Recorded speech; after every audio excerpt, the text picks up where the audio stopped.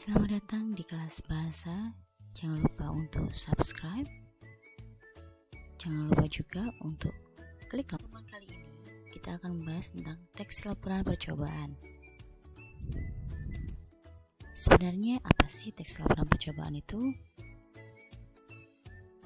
Nah, kalian sudah banyak yang tahu tentang teks laporan percobaan dan sebagian juga belum paham. Oleh karena itu, saya jelaskan di sini. Untuk teks laporan percobaan adalah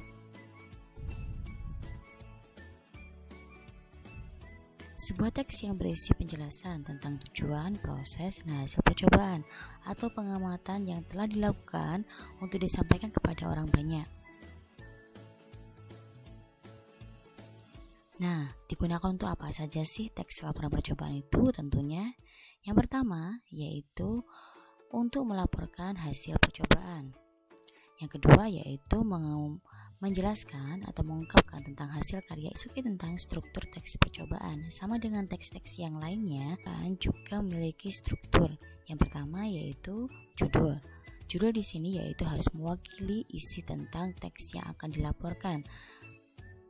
Yang kedua yaitu tujuan. Tujuan yaitu suatu yang ingin dicapai melalui kegiatan yang dilakukan. Di sini, misalkan saja, tujuannya adalah untuk mengetahui kecerdasan yang dimiliki oleh anak didik. Itu contoh dari bahasa tujuan. Yang ketiga yaitu bahan dan alat. Bahan apa saja sih yang digunakan dalam percobaan ini dan juga alat apa saja yang digunakan dijelaskan secara rinci pada bagian yang ketiga. Kemudian struktur yang keempat yaitu langkah-langkah kegiatan. Di sini akan dijelaskan secara rinci tentang tahapan membuat, menguji atau meneliti sesuatu yang akan dilakukan. Yang kelima yaitu hasil percobaan. Hasil percobaan di sini yang paling penting yaitu memuat temuan atau hasil setelah melakukan penelitian atau pengamatan. Biasanya bisa berupa tabel, paparan, dan lain sebagainya. Yang terakhir yaitu simpulan. Di sini adalah berupa inti dari teks. Simpulan adalah inti dari hasil percobaan secara keseluruhan, cukup dalam bahasa yang singkat saja.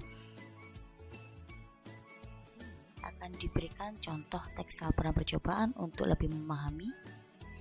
Ada sebuah teks percobaan yang berjudul membuat slime tanpa boraks. Pada gambar terlihat tujuan, kemudian ada tujuan, kemudian alat dan bahan, kemudian langkah-langkah dan juga hasil. Untuk tujuan sendiri di sini adalah agar kita menjadi lebih kreatif dan bisa berinovasi dalam hal kreativitas. Jadi tujuan itu berisi apa sih yang ingin dicapai dari kegiatan yang akan dilakukan. Kemudian di sini alat dan bahan disebutkan lem, final secukupnya dan lain sebagainya. Jadi bahan-bahan apa saja sih yang dibutuhkan dalam membuat slime tanpa boraks dijelaskan dalam bagian yang kedua yaitu alat dan bahan. Yang ketiga yaitu langkah-langkah. Di sini dijelaskan tahapan-tahapan berupa poin-poin bagaimana cara membuat slime tanpa boraks. Yang keempat yaitu hasil. Di sini bahasa yang digunakan adalah kini kamu memiliki slime yang aman untuk dimainkan tanpa menggunakan boraks. Jadi dari kegiatan ini hasilnya apa sih? Yaitu diperoleh yaitu slime tanpa boraks yang aman digunakan dan lain sebagainya. Yang terakhir yaitu simpulan. Simpulan di sini berupa apa sih intinya? Kemudian di sini juga disisipkan pendapat penulis. Contohnya pada teks laporan ini yaitu dengan membuat slime sendiri, pengetahuan dan kreativitas kamu akan bertambah. Nah, ini adalah pendapat penulis tentang apa yang telah dilakukan. Demikian penjelasan tentang teks laporan percobaan. Semoga bisa dipahami dan sampai jumpa dalam pembelajaran selanjutnya. Salam bahasa.